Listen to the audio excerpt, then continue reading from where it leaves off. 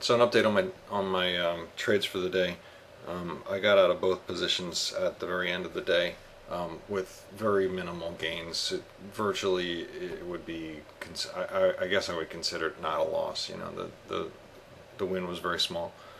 Um, at the end of the day, the market started to move upwards the last hour. I really thought it was going to come back down and reverse in the last 30 minutes, but it did not because it's completely random and you never know what's going to happen.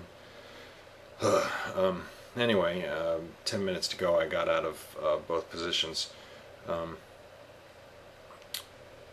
what also one thing to note is these crosses, they do tend to I've seen a lot of times where they'll pop down and cause the adaptive moving average to cross, and then it might come back up to touch or even go over the moving average. It's like a little retest almost.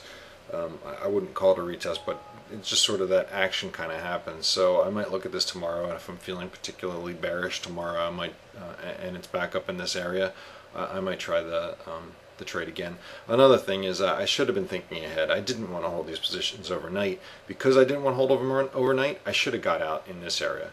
You know, and this was a very nice move for a single day. I should have just taken it and gotten the heck out. My other trade was EMC, and it just didn't pan out. I was actually thinking towards 3 o'clock to get out of the trade. I let it run just to see what would happen, and then it ran up in around 3 o'clock.